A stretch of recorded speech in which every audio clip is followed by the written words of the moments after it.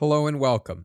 At present, many US based colleges and universities have given faculty the option to teach remotely or use a hybrid model. Although the exact percentages of faculty members electing to teach online is not yet clear, it is likely that many courses will be offered through remote instruction. Some reputable colleges and universities have taken their entire fall semester online, but there is a complicating factor. When it comes to international students in the US, existing regulations determine the number of credit hours that international students may take through online courses. Instead of finding a way forward in the midst of changes in higher education due to COVID-19, the American Immigration Enforcement Service has decided to enforce regulations on the books. Some of these conditions make it difficult for students to stay in the US and on campus while they participate like any other student in courses of the remote variety for traditionally in-person colleges and universities. The decision has sparked condemnation across the US, while some say there is regulatory flexibility. But this immediate concern occurs against the backdrop of a political climate that has become increasingly difficult for, and even hostile towards, international students.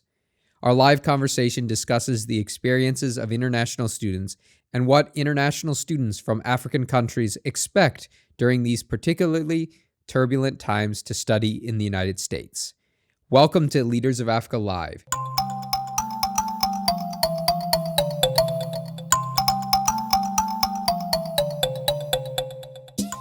Let's now meet today's co-host, Violet Achumo, who is a PhD student at the University of Massachusetts, Boston, focusing on gender issues, and a Leaders of Africa core team member.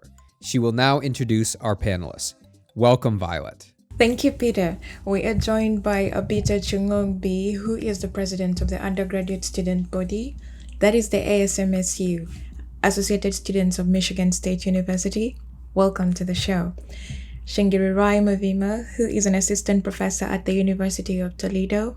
Welcome to the show. We're also joined by Leandro Mutale Katenda, who is an incoming Masters of Public Policy student at Michigan State University and a graduate of the undergraduate program at Michigan State University. Welcome to the show. And finally, Barikisu Isaku, who is a master's student at Kansas State University and the Public Relations Officer of Ghana Graduate Student Association USA. Welcome to the show. Welcome to you all. So I want to start with you, Shingi. What was your attitude and your friend's attitude about studying outside of the country of Zimbabwe? What were some of the things that you considered, and what was the process like for studying in the United States and getting acceptance to an institution in the US? More than 70 of us, I'm sure, left the country, with many going to to South Africa and other places. But I had this opportunity to come to the US. One of the things that was weird, though, was if you were applying to an American college, you had to take the SAT in Zimbabwe, which is very odd, right? Because nothing in our education system have prepared you for that. It's stuff that you have to study for yourself. And I didn't really get, even when I finally got in, I didn't really even get the impression that it was something that had seriously been considered for my acceptance. So I figured those people are probably just running a racket back home. But in any case, I came here, checked out Grand Valley State University in Grand Rapids, Michigan. So within the summer, I thought it was the most beautiful place I've been to. And I stuck around for that. So I got my undergrad at Grand Valley, my master's at Penn State, then then of course my PhD at Michigan State, which is where I met most of you guys. So that's a little bit of my journey. Abita, are your experiences similar to Shingi's or are they different? We would like to hear from you. I think they're similar in a different way. So for me, it starts with a story when I was a little girl, and I was going to primary school in Cameroon.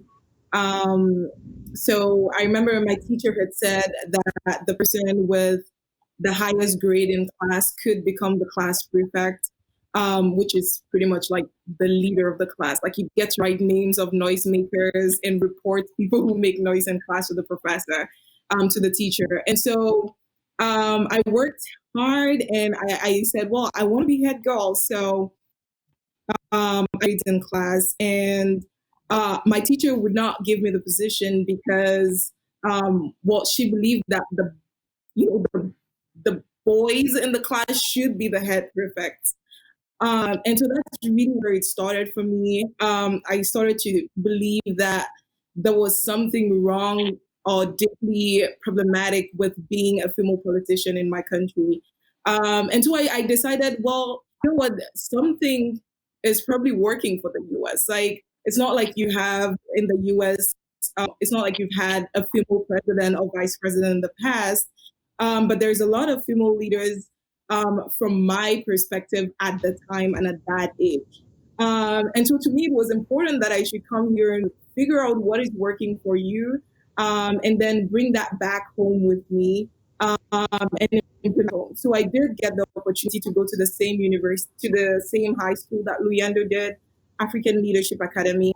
And everybody in my high school kind of had a similar vision where we wanted to explore the world and gather anything that we could gather, and then bring those to our home countries and home better. So that was the perspective that I had when I first applied to the US. Now, the reason why I came to MSU is less inspiring. I honestly just followed Leander to this university. And he knows the story. I had gotten rejected to 10 universities. I got rejected from 10 universities at the time. And I was just like, you know what? I'm just going to follow my friends wherever they go. And Lou was one of my best friends at the time. So I decided to apply to Michigan State.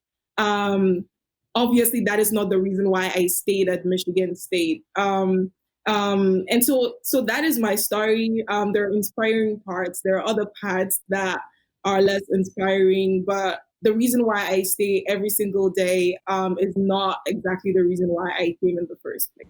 So I want to build off of something that you just said, Abita, about selecting the U.S. for some of the characteristics that you thought were positive about the U.S. And coming to you, Barakisu, a lot of African students these days are seeking to study in other places outside of not including the United States, such as in Europe, or these days more and more in China and India as well. So I'm curious, in making your decision, Barakisu, of where to study, did you take it? What were you taking into account? Were you considering studying in other places like India or China? And if not, why? I did not consider other countries. At the time, I wanted to be president of Cameroon. And if I had to be president, then I had to be studying in the most democratic country in the world. And to us outside the US, the American dream is real. Not just the economic opportunities, but also the politics in this country is a dream for so many other countries and other people out there. And so it did not even cross my mind to think of India or China or anywhere else in Europe, because I wanted to be in the pinnacle of democracy, and that really was the US. So yeah, that's why I ended up here as well. I want to piggyback off of something that you said, and we're going to get to the sort of the political climate in the U.S. and your reaction to that, in these days in a bit. But I have a question for you, Shingi, about this sort of the perception of a value of education from outside. Is that the case in Zimbabwe, that degrees from outside are seen as sort of more prestigious? And is that a good or not so good thing? So that's a very good question, and it's one that is very telling of the shifts in the socio-political space in Zimbabwe, because there was a time, I think traditionally degrees from outside have indeed been, but for a different reason though. They were valued alongside degrees from Zimbabwe as well. They were valued, this is traditionally, because they were of the exclusivity it would have taken for you to come out, and get these scholarships and in a slightly less globalized space, for you to have gone to Oxford and to the US and gotten your degree from there. So they were valued for that reason. This did not take away from the from the Zimbabwean degrees, from a degree from the University of Zimbabwe or from NUST. In fact, a lot of people actually got their undergraduate degrees from those, then went overseas for their master's degrees. My parents individually included as well. So, but then there's this shift circa 2000 going forward, at which the standard of education and just probably more importantly, college life was on the decline.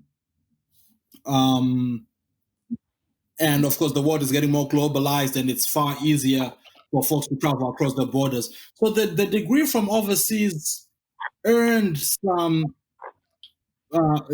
increasing weight based on the fact that there was a decline in how local degrees were viewed. It wasn't always like that, but it's definitely been that way in the past 10 to 15 years.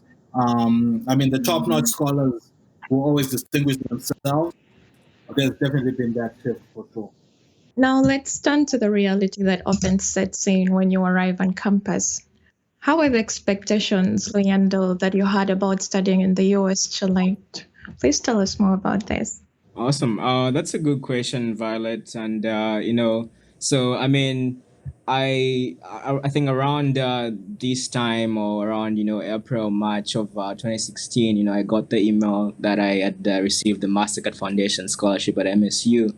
And it was one of the most fulfilling moments, in my life, I can say. I remember screaming with one of my friends in high school. His name is Takunda, and shouting and just being excited about that, And it was just a great feeling, to be able to do so.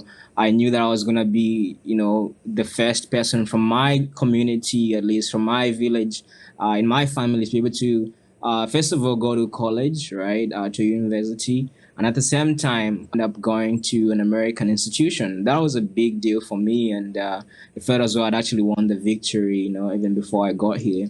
I would say I think I was very privileged as compared to many international students in the sense that I had the privilege of attending, like the school I mentioned, the African Leadership Academy, which is this school based in South Africa, Johannesburg, which sort of aims at developing the next generation of African leaders. And their premise is, sort of bringing people from different cultures and different backgrounds. We had students from over 40 African, countries and all, and whatnot, And so I sort of was already used to being around people of diverse backgrounds. I like to say I can greet in more than 10 African languages and things like that, like different cultures, different religions, and I learned a lot that way. And when I came over here, it wasn't so much of a cultural shock in that sense, right? For me, I feel like as though sort of all my expectations were not really very challenged in the sense that,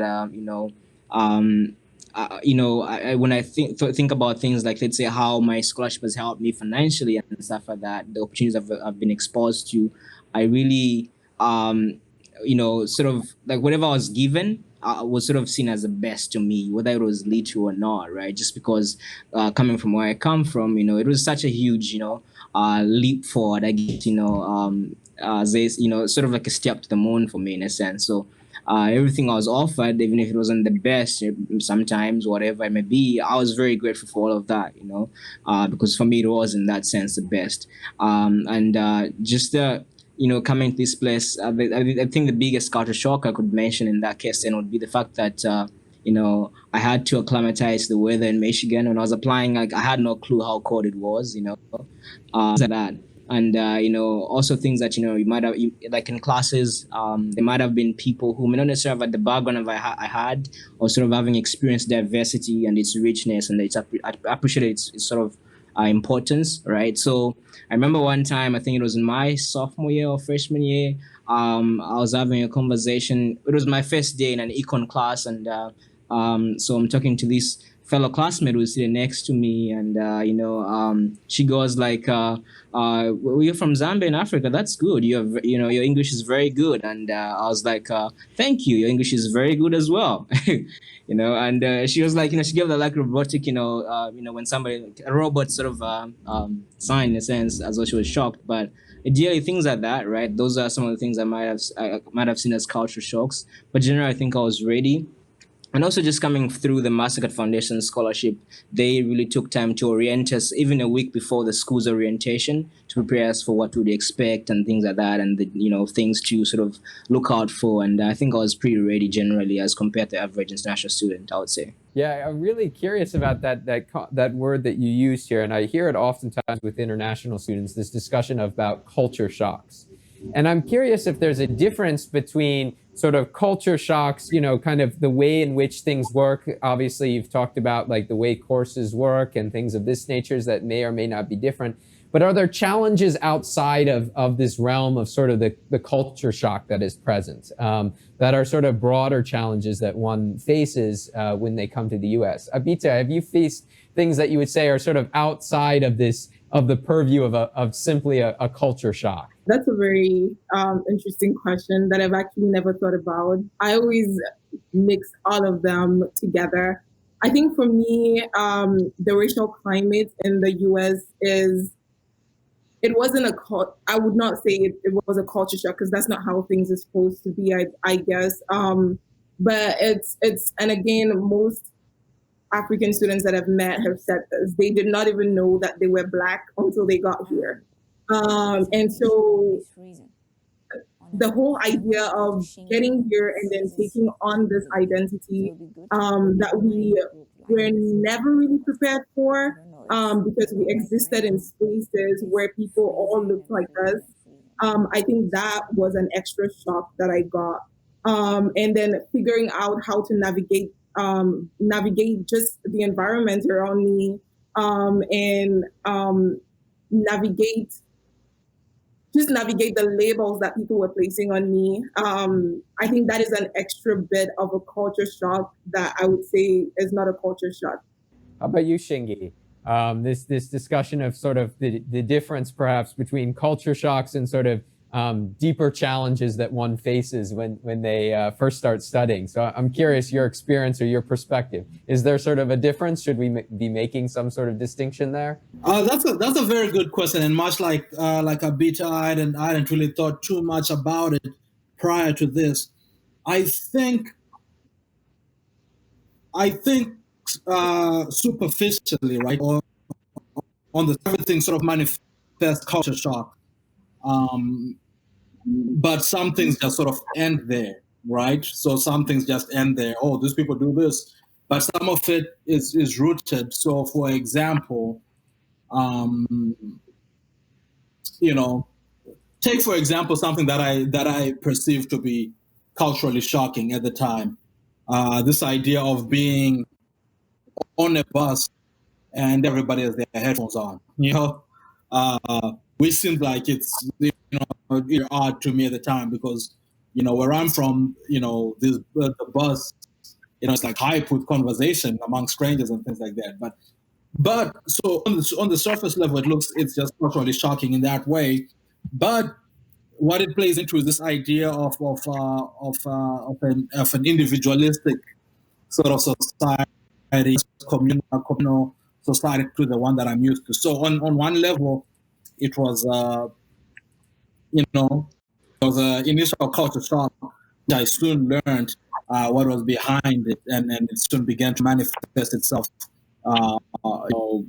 in the work we had to do on campus, and just like other living as well. So example of that, where something appears to be just an odd behavior, until you find the culture that actually comes with it, and it's a lot more profound than what you initially thought it was. Yes. And well, we've just spoken about culture shock. How about some of the immigration complications that, as international students you have faced while studying in the US? Barikisu, do you have some experience with immigration complications? Okay, well, personally, I wouldn't say I have faced the immigration complications, because I have been out of the US since I came here. And when I was traveling from Ghana to the US, I didn't face any immigration issues. I'll just say I'm just trying so hard to maintain my status. One of the challenges I have faced, especially with this summer, is not being able to work outside campus. Because as an international student, you cannot work outside campus.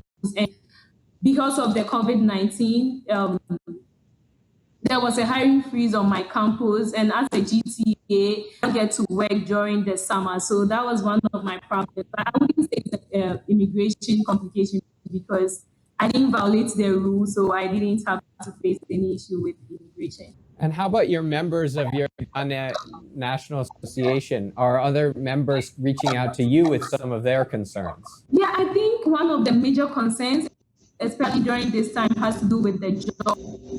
Like I mentioned, yeah, most of the people are in GTA positions and they don't get to work during the summer. And if you want to maintain your status, you definitely don't want to violate the rules. So you wouldn't want to go and work off campus because that would put you in trouble. But they've not had any issue with immigration as well because everyone is trying as much as they can not to violate the rules. And then how about you, Abita? Since you're the president of the undergraduate student body and you interact with a lot of other undergraduate students, are you hearing a lot of concerns from them about their immigration status, concerns that they face, particularly when we're entering into this sort of period where there is a lot of question marks? What are you hearing, Abita? Yeah, I've been hearing, all I've done in the last 3 days has been hop in and out of Zoom calls and phone calls with international students with the new immigration policy. A lot of students, actually, the way I learned about the policy was one of my friends stormed into my room at about 4 p.m. on Monday, and they literally screamed, "I'm going home." And I was like, "What do you mean you're going home?" And so his concern was the fact that all his classes, supposed to take 6 classes in the fall, and all his classes had been moved earlier in the summer. And that new immigration policy basically said that if all your classes are online, then you either have to find a way to get in-person classes, transfer, or leave the country. And so that has been the same kind of fear and distress that has been very common within the international student community right now. I think personally in the past, I've faced immigration issues. It typically happens to me at the airport. So I came here to the US for the first time in 2017. And since then, I've gone home and come back almost every single break because I only get a 6-month visa every single time as a Cameroonian. And I have to renew that visa, right? And like nobody pays my flight to go home. Like I have to figure that out myself most times. And it's also, each time I go home after 6 months and get back, for some reason, I always get checked randomly at the airport. Like it doesn't matter. It doesn't matter what reason I went out of the country for, why I'm coming in. I always get randomly checked. And so once I from a conference in Rwanda with 5 other Mastercard Foundation scholars, and we got to the airport and we weren't even standing together, but we were all picked for random checks. And then I looked into that room and I saw that multiple other people, immigrants were being picked for random checks, and they all looked like they were coming from Africa. It was just really weird. And so after my random check, I asked the immigration officer, like, okay, so I don't know why all these people look the same, but if you see all the people who are here for random checks, it all looks like we came from Nigeria or Rwanda or some African country. And he basically told me that my question was stupid. And I pressed until I got to his superior to get answers. So, but I mean, those are some of the things that you face when you're coming into the country. People who don't have any regard, being placed in positions where you have to interact with them. And because you're an immigrant, there is a power dynamic that you have to be present of, where you're worried that if you said anything, something might happen to you at that airport. And so that has happened to me all the time. There was a time I missed my next flight, because I was taken out of the line and placed in a room for hours until I missed my next flight and had to figure that out myself. So those are some of the concerns that you tend to face when you're coming into the country. Yeah, I think that's a really important point you mentioned, Abita, about these differences of experiences that each international student faces based on the country where they're coming from, right? And some of us are well aware that some countries, offer 6-month visas only that have to be renewed on a very regular basis. But even other countries, we're hearing from, like DRC, for example, students come to the U.S. on month-long visas or 30-day visas that have to be extended, after a series of paperwork. So what's interesting, and I'm glad you mentioned this, is this variation that is present there. And so I'm curious, Luendo, thinking about this sort of variation that's there in terms of the visas that students get, does this make it hard or not so hard, or easier or difficult for students to work together collaboratively on some of these concerns, seeing that everyone's concern with their immigration issues may be a little bit different based on where they're coming from, or the program they're in, or the visa that they have, F1, J1, or such? So how do you think this sort of influences the ability for African graduate students in particular to come together to discuss some of these issues?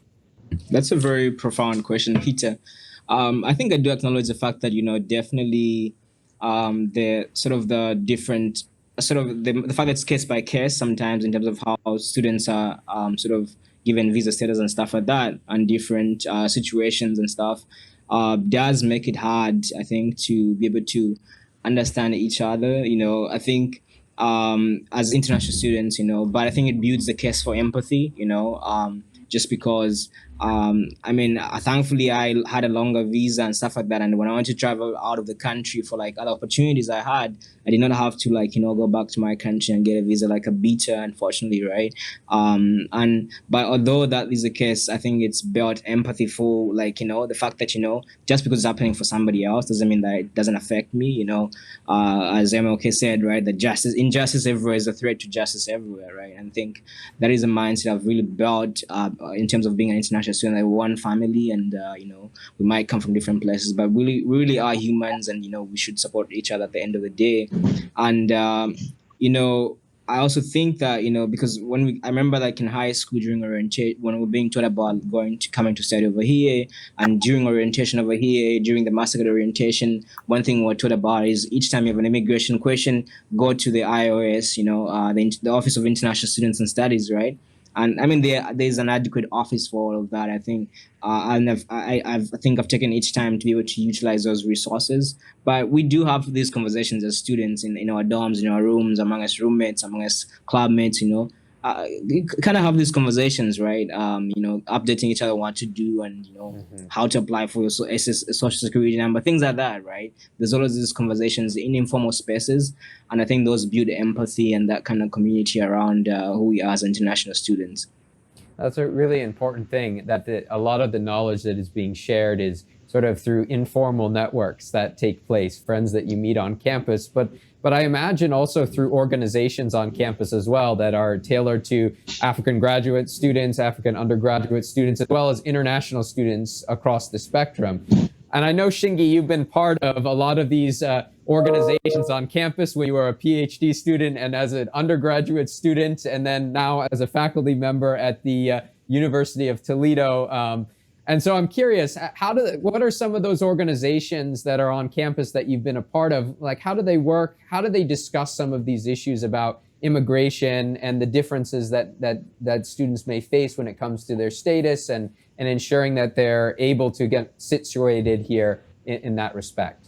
Indeed. So this is where faculty, or administrators who are dedicated to this cause become key. Because as students, we advocate, right? And I think Luyanda really hit on some very important things, this idea of empathy. And just like with any other cause, there's very little chance that all of us are going to experience the same plight, right? But I don't, to speak contemporarily about things, I don't have to be pinned down by the cops, for example, for me to realize that these are things that could happen, right? So, and I think the same goes with our plight as immigrants. Even if we're on a different status, I know I got my green card pretty early on. but that never once stopped me from feeling, from this idea of empathy. And a lot of it, again, was developed through those organizations we are talking about, because you spend time with folks, you get to know their experiences, different and similarities. So this becomes vehicle for this solidarity and for solace and for wisdom. But like I said at the beginning, I think in this college spaces, administrators and faculty who can advocate for you are key. Because as students in general, but especially as immigrants who are still finding their feet in these places, it'd be also overwhelming. Let me give a little bit further context here. If you are from some of the places that we are from, where if the government issues a decree, challenging them is potentially life or death. And I hate to speak in that way here, right? A lot of folks come, and what we call the power distance, that's what is described as, where if the powers that be issue a decree, you do not challenge them. And a lot of us come here with that mindset. But actually here, a lot of things that the power that be can actually be challenged. And so that's where you need some of these advocates, maybe from faculty, maybe from among more established students within your organizations, to help you to help guide you through some of these processes. So yeah. I'm glad you mentioned that importance of faculty. We're going to get there in a moment, because I know faculty members as well as universities are offering some commentary on the current events that are happening. So I want to get to that in a moment. Violet, you had a question about the move to online and remote courses in universities. Absolutely, Peter. So as everyone knows, the US government, under the direction of the current person occupying the presidency, is tightening, not loosening policies about school attendance. So with many universities and courses, including some of my own, going online to ensure inclusion and protect the safety of students and our communities, we see a president in a desperate attempt to appeal to a dwindling base. How will these changes affect you personally, Peter, in your position? I know for sure that you are the president of ASMSU, so you definitely have so many people that look up to you, but at the same time, you are an international student. How will these changes affect you personally? So personally, we just received an email this morning from Mastercard to say that we just need one class in person to be fine. So that means I'm okay. I wasn't so sure of how or where I stood a few days ago. And personally, it's been really hard to take off my presidential hat in the last 3 days, because what happens is when such a policy is passed, international students look for the nearest resource or the next person who they believe are in a position to know a little bit more. And because I am an international student, that means I've been the one that a lot of students have been turning to and asking questions to. That in turn has made me have to pressure the administration to see if they could come up with any solutions and communicate that as soon as possible. And so that's where I've been. It's been hard to really put up my presidential hat and just take a moment to process what is happening and figure out where I stand in this whole issue. Luando, how about you? Right. Where do you stand in terms of the classes you're taking next semester and some of the modifications? Because as we mentioned in the introduction, you're beginning your master's program in public policy in the fall. So where you sort of stand in terms of the courses and that you must take to kind of fulfill some of these requirements that they've mentioned? Yeah. Thanks for that, Peter. So the thing is, provided I do take classes like that, right, and my engagement as a graduate student to allow me to sort of, so I guess, probably have some physical interaction in terms of instruction, right? But I think what actually is even more scary is that I think for many students like myself, right, international students like myself, especially those who have just graduated, is that there's a concern already even before all these things started, like before even the pandemic and all that, right? There was that general concern when people graduate that they have to figure out the next stage, in terms of, let's say, jobs or even applying to grad school if they didn't get in and things like that, right? Um, and so this added it sort of adds this added anxiety, right? Navigating OPT, having to wait all that period and stuff like that, right? Makes it all the more challenging, right? And I can only imagine, because the thing about being an immigrant, I feel, is that I don't think it's sort of that comes inherently, right? It's something you constantly have to earn, right? I feel like it's sort of like that the feeling that you can always lose your status or whatever you have, right? First of all, inherently makes it scary, but at the same time that then you have these things happening, decisions that are pronounced at any time that could affect you, right? So it's like, where does it end, right? You never know when the measures say, oh, Zambia should go back, and we've seen this in the past, whereby there was like the Muslim ban, and there's already like a lot of anxiety around that, people affected, things like that, right? So it's interesting indeed, and for me that is much more scary than like whatever position I might be in terms of like my status, just because like there's no like, already in the uncertainty, there's still a lot of uncertainty because you don't know what the government would do, right?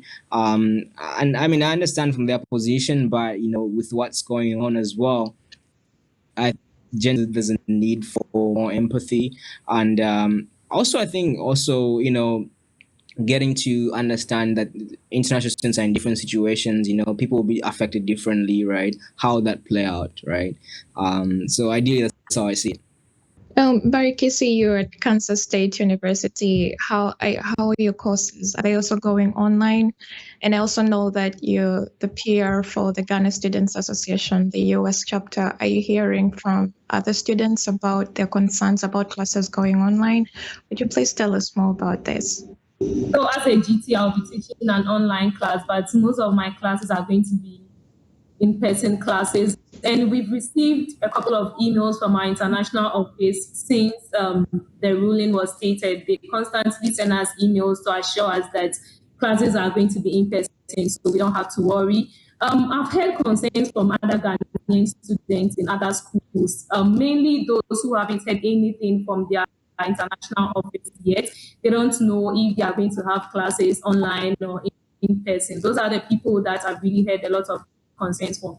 And even personally, though my classes are going to be in person, I'm still worried because cases here keep rising. And what if they have to move online halfway through the semester? Is that going to affect me? So it's not just about me. Though my school is going to be in person, I'm also concerned for other students who don't fit us yet. I think schools have to reach out, international offices have to reach out to their variants, because that will kind of put people in a like that will make them feel at ease, because not hearing anything from your school or your international office makes it more hard.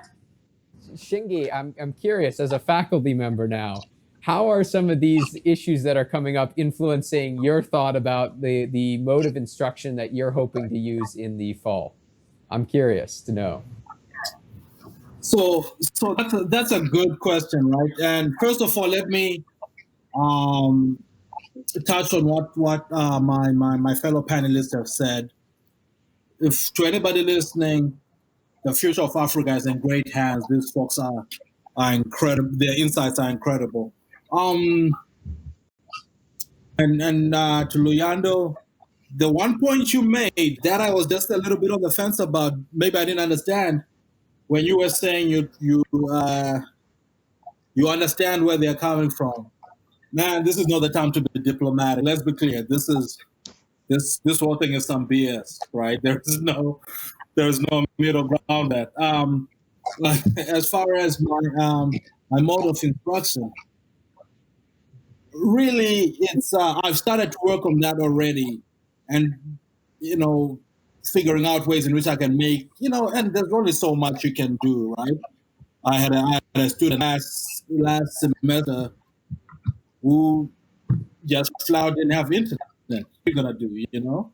Uh, so imagine that it's gonna be exponentially magnified with folks who might be overseas, and there's all sorts of different internet situations there, and all these things. So I'm, it's tough, right? And then you have to think, as a instructor, we're thinking through uh, synchronistic versus asynchronistic. Are we gonna talk to them in person, quote unquote, like we're doing now, or am I just gonna upload my lectures?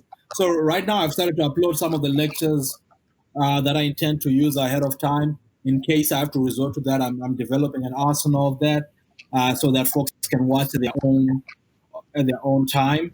Um, you know, it's indispensable, to do these things, especially early on. Later on, I might tone it down and just start using reading lists and PowerPoints and things like that, which require far less internet. But again, it is so unlike anything I've dealt with before, right? And something that I that I thought about earlier too, that I've been thinking about is there are institutions that have been doing distance learning for a long time, and I think this is the kind of time for them to step up and sort of emerge as this is the moment that we've been waiting for them, sort of to show us how they're able to navigate that. And I think there's some big institutions on the continent of Africa that have done this well for a long time, and perhaps it may be time for them to emerge as niche market leaders in this, and maybe be the ones we feed off of. And these are just the ideas that I've been playing around with on a personal level, and I'm still looking for more institutional guidance. But true to the unprecedented nature of this period, the institutions themselves are also clearly still figuring it out. Right? I'm under no illusions about that. So one of the things that's on my mind in this current situation is this thing that we've just mentioned, which there are some exceptions where if you take some courses online, as long as you have sort of this hybrid model, some sort of hybrid class that meets in person to some degree, then that may be able to fulfill the requirement. But it begs the question about the current safety right now of when it comes to the virus, right? And a lot of universities, as we said in the intro, are going fully online, such as MIT and Harvard, some of the most reputable universities. They've just simply decided we're going to go online and we're going to do it this way because we care about inclusivity of the students. So making sure that all of our students feel included, those that can't attend in-person classes due to health issues and other things of this nature. And they're also talking about it in terms of just the broader campus health that is present. So I'm curious to know your thoughts. Are you concerned about the virus? Is this something that's on your mind, on the mind of your fellow students as well? And is it concerning that that you have to, in a sense, take some sort of hybrid class that has face-to-face when you may have concerns about the virus to begin with? I'm curious your thoughts on this. I'll start with you, Luando. Yeah, I think it definitely is concerning, right? Seeing what's been happening, that the numbers of in terms of like people getting infected are still like sort of on the rise in some parts, right? That's definitely concerning, and I think being on campus as international students, away from our families, away from our loved ones, that kind of added sacrifice where we're isolating, and things like that, it definitely is concerning, right? And I think it's something you definitely never expect, and in such a time, like I think it's a time when people like some of the things I've been thinking about during this time. I remember having conversations with some classmates when these things started, about how like international students are being affected in terms of their health, mental health, things of that sort, right? Things to do with like, let's say, food and stuff like that, right? Some people are having to face these kind of challenges, and them having to have that added on pressure of thinking about actually going to the class and risking their life in that sense, is also an added, I think, definitely an added stress because this thing is real, right? Well, thank you, Leandro, for that a very extensive response. And so, in thinking about yourself and others, this is just like a follow up question. So, in thinking about yourself and others, who should international students reach out to? You know, are you receiving the institutional and personal support you require? And if not, there are some of the resources that you think international students, especially those who are being more affected, you know, should reach out to?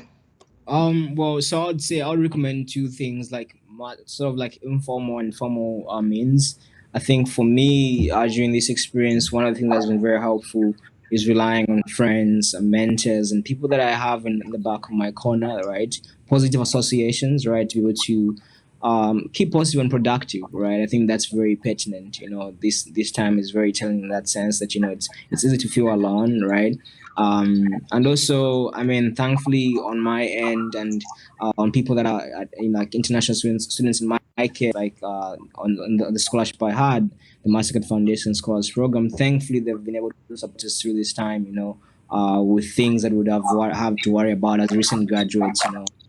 In such a time, you know, so I'm really thankful for that, and I think people should utilize, you know, reaching out to their family and friends, you know, as much as they can, you know, checking up on each other, you know, just because I think that's very important as well, because whilst, you know, actually worrying about the virus itself is a big concern, but also things like mental health, you know, what we're doing in other aspects, you know, because I mean we're human beings, right? So we're sort of holistic in a sense. So I think we should worry also about things like that, you know. So reaching out to people, our friends, catching up, you know, I think that's a good thing to do. And Shingi, from a faculty member's perspective, which kind of resources do you think that international students require, or who do you think they should be reaching out to in this moment, especially those who are more affected with their classes going exclusively online?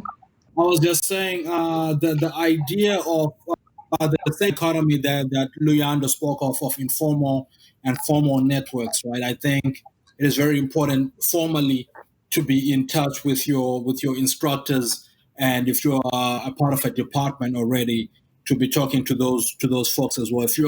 If you're say at a school that is a significant um, that is say an international studies office, right, which I'm sure most universities do. Yeah, be talking to them, especially them, every day, every other day, if you can, to stay abreast of all the legal issues and the demand that's coming through. But that said, it's also very important that we continue to maintain our informal circles, right? The faculty that you get along with, you know, the faculty. If there's African faculty, you know, this is not as a rule, but I know a lot of them make themselves available for students in positions of mentorship. So be sure you're reaching out to you know you're staying in touch with them, because I don't think we will fully appreciate the toll of all this until way after it's done, right? The mental toll of this, we won't fully appreciate it. It cannot. There is so much happening right now that for this curveball to be thrown in, it's already been a horrible year, really, right? With everything going on. So for this to be thrown into the mix and that to be something you have to contend with, can you feel any less any less in control, you know? So I think this is the time that we really need to leverage our formal and informal systems. Indeed, indeed. And a question to you, Abita. We see a lot of what we could call Twitter activism about this subject. So professors, some institutions taking to Twitter and social media platforms immediately, and our viewers can see these tweets on the screen because these were some of the most popular tweets that were going around about the sort of the immigration issue, you know, going towards the fall. So we see a lot of this Twitter activism on behalf of the professors and students. We also see a number of different sort of institutional responses that come from legal cases, from Harvard and MIT sort of taking this up in a court battle, We also see MSU, for example, commenting on this, the president offering some thoughts on this as well. So we're seeing a lot of different actors, particularly faculty and administration, talking about this issue. But my question to you, Abita, is this enough? Is this a good approach for activism around this subject, for institutions speaking out? If it isn't enough, what else should they be doing? What else should these institutions be doing? I think it's a two-way. That's a question that has just a two-way answer. I think specifically for the administration, tweets are great, right? Putting out a statement of support is great, but it's important that they're reaching out to those international students as well, and checking in, because I think for the international student community right now, the uncertainty is what is killing. It's what students cannot handle just because they don't know what's going on. So that is why ISA, the International Students Association, and I have actually been working to schedule a meeting with President Stanley for international students, so that we can have some sort of a town hall setting where international students can know that no matter what, the administrators are here fighting for them and are willing to engage with them and include them in that process. So that is one way, really, for the administration to get down into the grassroots and engage with those students at that level. I think the second thing is for us to join other universities in whatever lawsuits they're filing. Those are actionable steps. I'm all in for creating awareness through social media and tweeting, but I don't think that has ever been enough. It's important that we're taking actionable steps. And so right now, the administration, when I had a meeting with them yesterday, the interim provost reassured us that the university is going department by department and reaching out to every department to make sure that every international student has at least one in-person class. Those are actionable steps. For me, it's also important that the university is taking those actionable steps like lawsuits and taking these bold steps that are not necessarily politically correct, depending on whichever side of the spectrum you stand on. But taking these bold steps that are, the right thing to do for the community that we call Spartans, and that international student community on our campus. So that's what I think about the whole social media activism. It's great that for once an international student issue is gaining so much steam on social media. It's great because when OPT was at risk, when H-1B was suspended, we did not see anything of the sort. So it is a great step, but it's not even anything as compared to what should be done and the actionable steps that should be taken. How about on your side, Shingi? As a faculty member, oftentimes faculty members, we turn to academic Twitter, what we call academic Twitter, to voice our concern. Should we be doing more as faculty members outside of the administration's approach? But is there something that faculty members should be doing that you're advising other either African faculty members to do or faculty members who work with international students extensively? What sort of suggestions do you have? So the idea here, Peter, and this is where our limitations come into play. Because I think the best thing we can do, again, as I said earlier, is to avail ourselves as sort of this emotional, for emotional support. Also, all the while making sure that, we're not putting empty cups as well, because this has also been very taxing on us. However, I want to defer to the administration and these offices that are highlighted earlier on these things, because the last thing I want is be talking about the legalities of things I know nothing about, as far as pushing back, I think we are being pretty vocal, which I think is good. We are condemning this. We are, I'm in think tanks with the administration about ways around this. I'm sure even the schools that have stepped up with Harvard and MIT, suing these places, I'm sure there's been faculty input. So we're paying attention to that. On the most basic level, we make ourselves available to our students for emotional purposes and serve as sort of a conduit to the disease. But that's where, I think we definitely could be doing more. I don't think we are. Let me be clear that academic Twitter seems to be the outlet that is visible, but I would be very, very disappointed if that is the main thing that any faculty member or group of faculty is doing.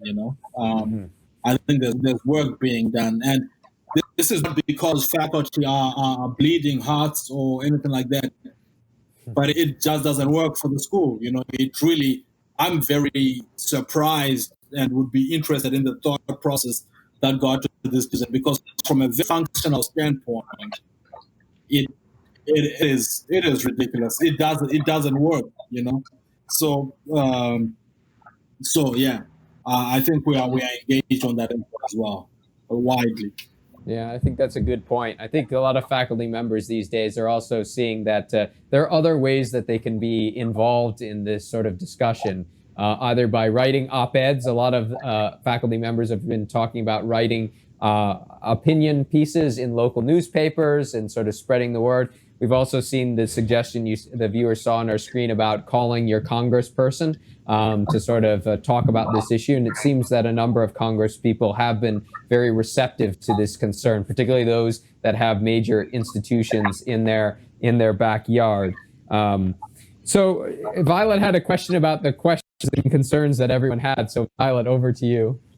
Absolutely. So looking at the sides of the US right now, Luyando, is there anything those in Africa and the US should be optimistic about in your view? Definitely. As a very, very passionate Pan-African, I believe, I think even just in general with regards, the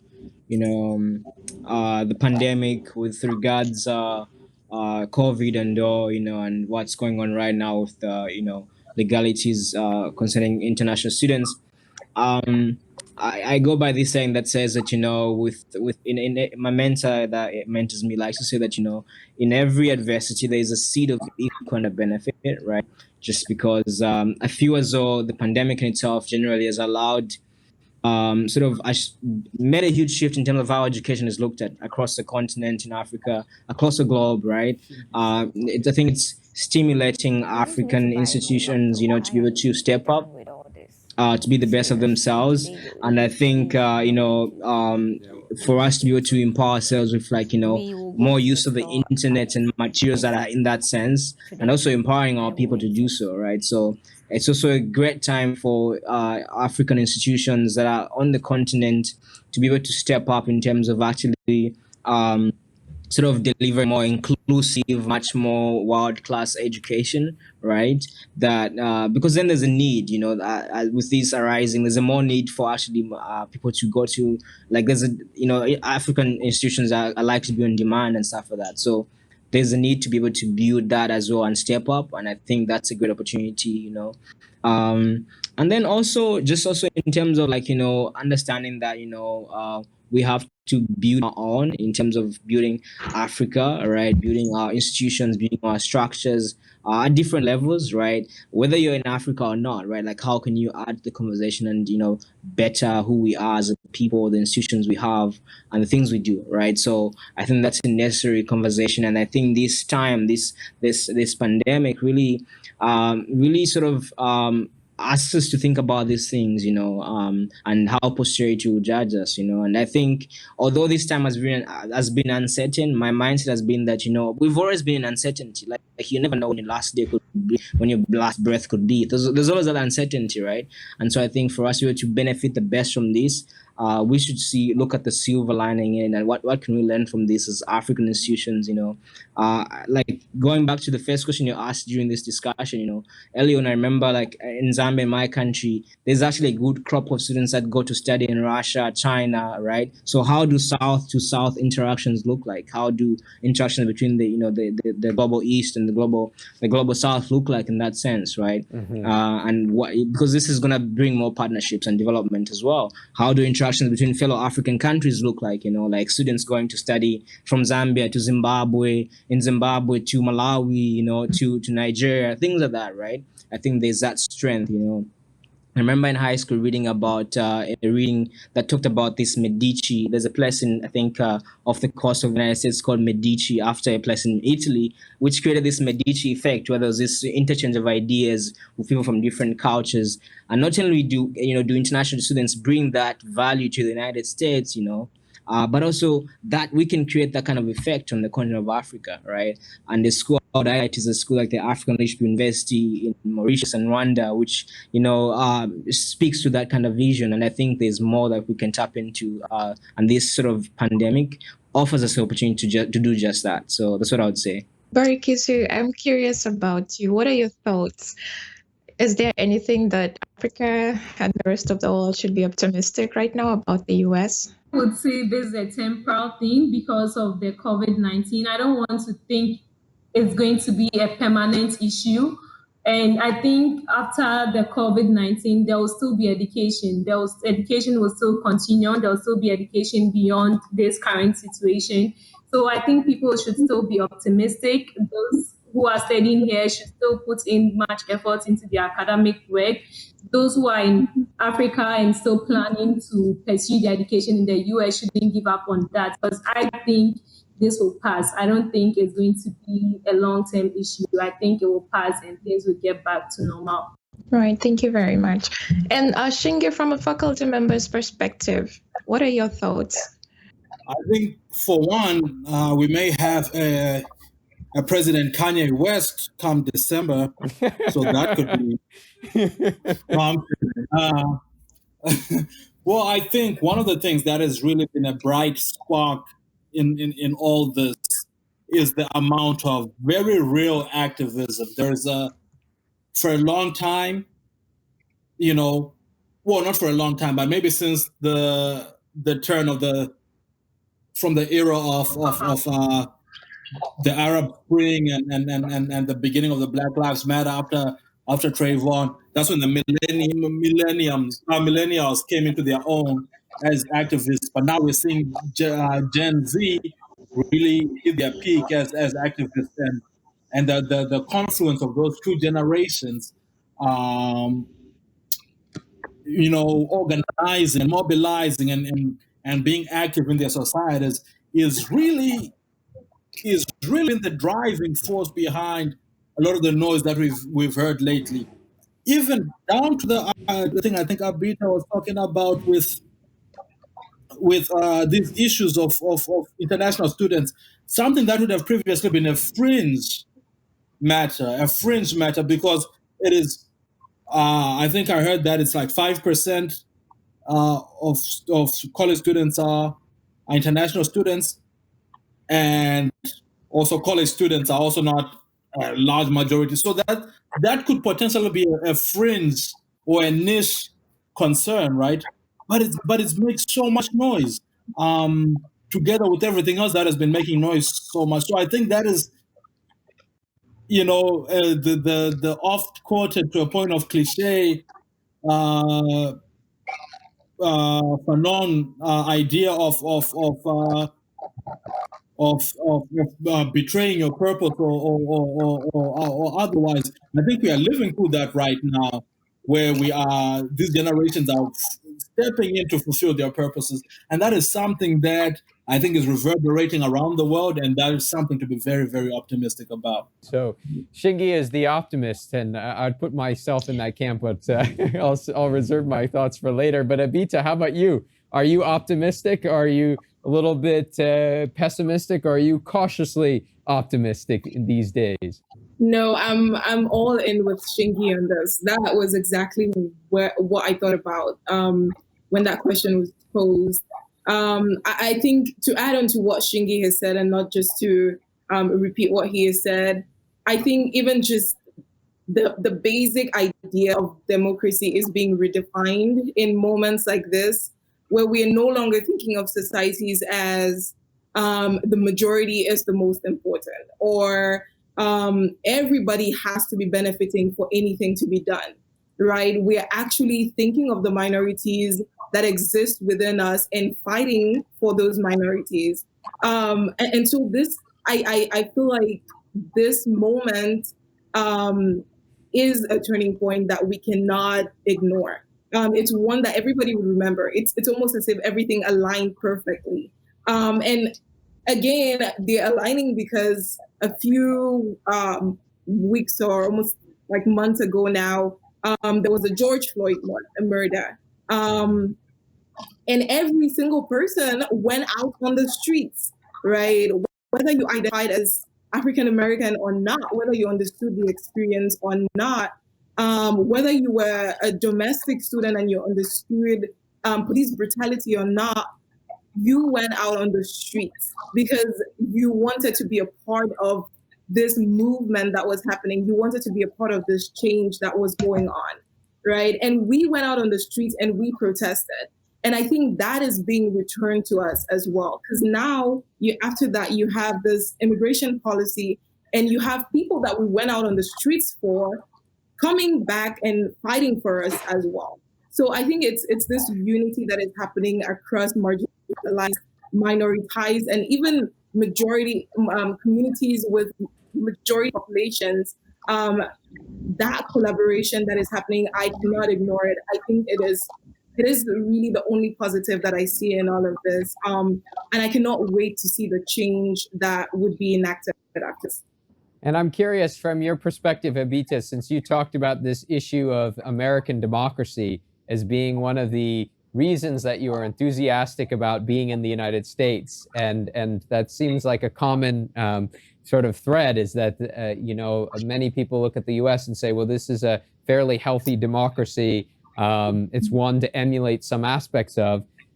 During this period of challenges and leadership challenges that we see, has that view changed or modified at all? I think it does. It has changed to a good extent. It is modified, I would say modified to a good extent. Because even when I looked at it from the outsider perspective, what I thought of as democracy was, fair and equal elections, one vote for all, and actually respecting those processes and having strong institutions that could hold leaders accountable. But coming here, I was hoping that when I got here, I would understand why that is so perfect, and I'll take that back home with me. But I think coming here, I've understood why that is so imperfect, because you have populations that would never be prioritized if we only stuck at such rigid constraints of what we define democracy as, right? And so if we define democracy as equality and completely kicked equity out of the question, then several communities would never benefit from democracy, right? And so to me, coming here, that's why it has been such a blessing to be in the US, because not only because I've understood democracy at such a more profound level, but I've understood what democracy is defined as and what it should not be. And all of this, being a part of this process, going out and protesting, I like to say this, like, my parents don't approve me protesting. They actually scold at me for going out and protesting against police brutality. But seeing that other people's parents here in the US encourage them to protest, encourage them to go out and participate politically, that has been the real blessing of this country to me. And also seeing this country's mistakes, seeing the people who have not benefited from the so-called American dream, from the so-called democracy, and understanding how we could be moving away from those ideologies into more inclusive ideologies. That is also the blessing that this country has been to me. Very good point. And I like that. It complements some of the things you said earlier about your reasons for coming in the American dream, this concept of the American dream that many folks challenge there. Violet, last question, over to you for the last question, and then we'll close for today. Thank you so much, Peter. Well, I'm just curious to know, if there are any thoughts that you'd like to share with students who are prospective students here in the United States, prospective international students for the future, and anybody else who's out there and thinking about coming to study here. Any ideas you have for them? Well, I'd like to hear first from Leander. What would you tell an international student coming here in the future, or even just thinking about coming here? Yeah. Well, I would say be ready to have expectations challenged, right? And yeah, just because things are like what we were saying, things are prone to change, which may not necessarily be right, but things like this might happen again, right? Which is unfortunate, but that's the reality of the matter. And be willing to also engage with people around you, like fellow international students, when you're here, right? I think that builds a huge community of strength that makes the journey easier, right? And I would also say that for me, when I came over here, one thing I was privileged to understand is that not only was I getting an education, but I needed to declare myself a mission for myself, not just a major for my life, but declaring a mission for my life. And in that sense, for me, after having found out what that mission is for me, I'm at a place where I say wherever I'm planted, right, I'm willing and able to flourish and actually add value. And why do I say that? I say that because if, let's say, you don't get an opportunity to study out of your country, right, you should. I think we have the ability as Africans to also empower on institutions, and this time presents that we also have the ability to actually also get great education from African institutions, right? And I don't think it's so much about where you get to study, but also so much about how much you expend yourself to to put value to whatever you're doing, right? And so definitely exposure is great, but also don't look down on where you come from. I think that is that there's also great institutions you can also tap into if you have access to those kind of institutions, right? Pretty much that, honestly, and keeping a positive attitude through it all. I think that definitely helps. Get through the challenge. Oh, indeed. Thank you so much for those insights. And I particularly love the part that you mentioned about, wherever you're planted, you will be able to flourish. And Abita, what are your thoughts? What would you tell someone who is contemplating international study? For me, I'm mostly going to address those people, but also the people who are already here and are feeling unwanted and feeling like,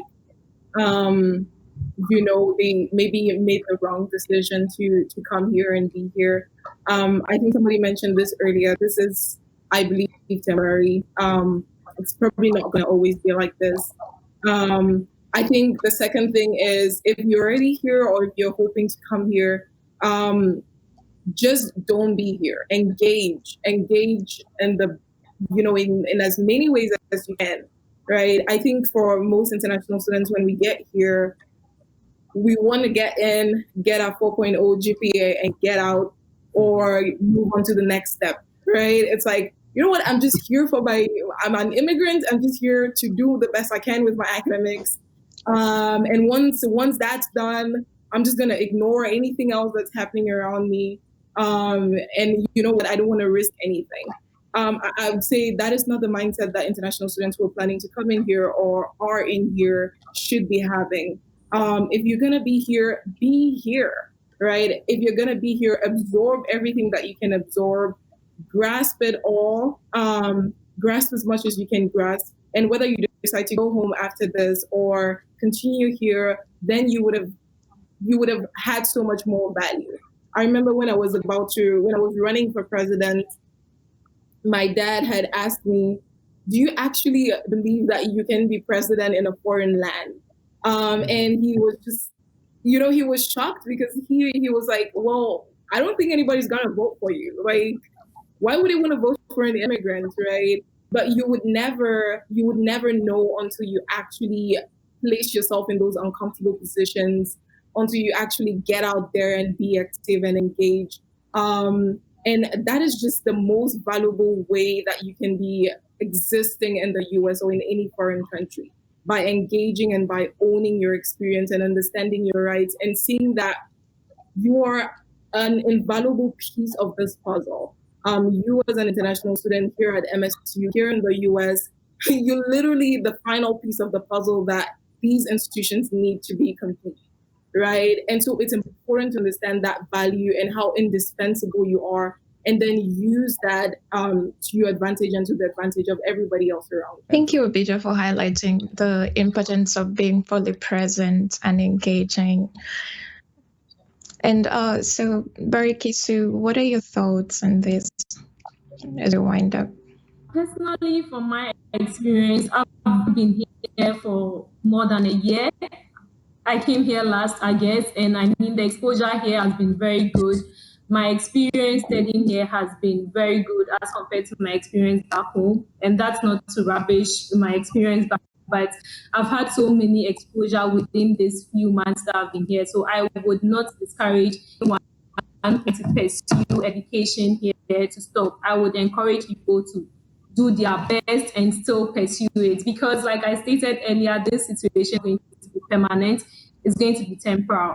So I don't want to discourage anyone back home who wants to pursue higher education outside the country.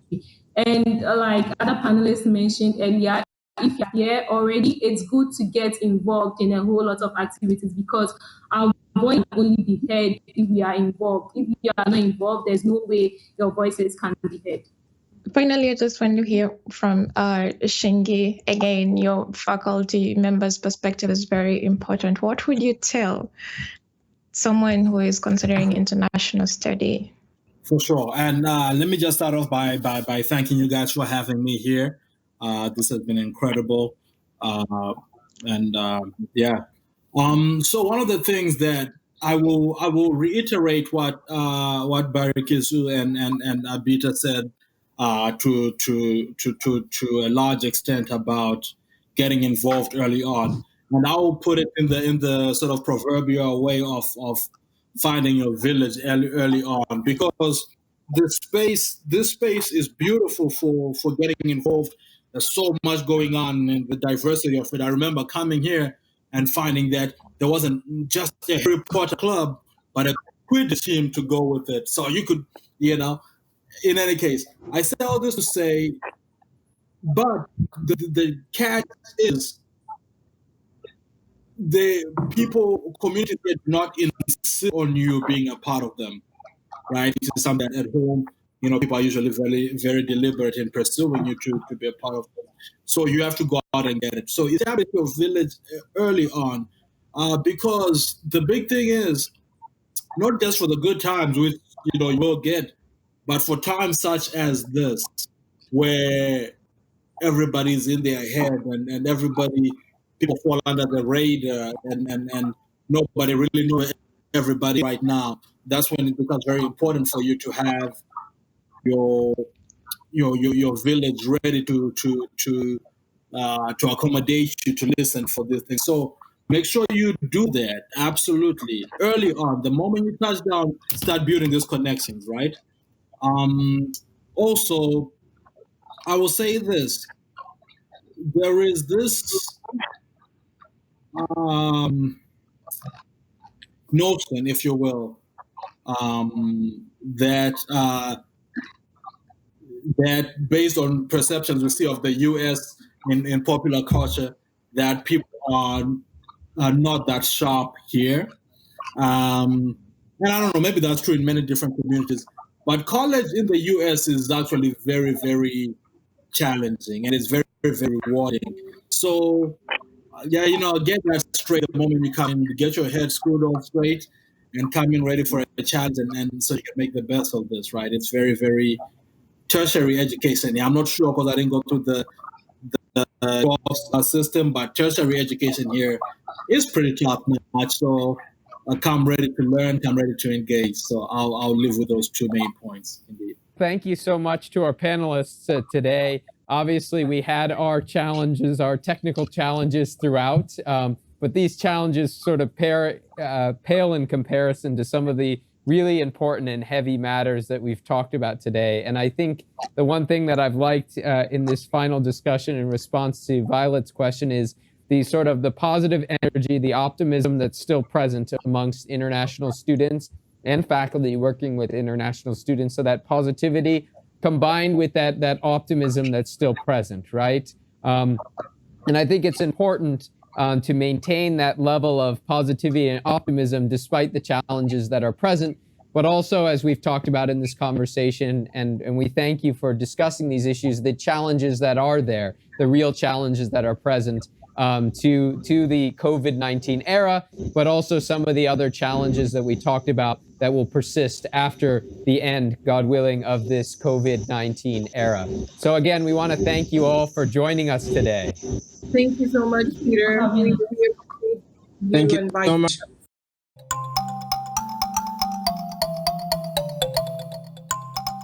Thank you for joining us here on Leaders of Africa Live. It was so great that everyone in the audience could attend and get involved in today's very important discussion. If you want to learn more about Leaders of Africa, head to leadersofafrica.org, follow us on Facebook and Twitter and LinkedIn, and subscribe to our new YouTube channel for notifications of our next Leaders of Africa Live event. Again, thank you to all the panelists for joining us, and thank you for joining us as well from wherever you are today. We'll see you later. Until next time.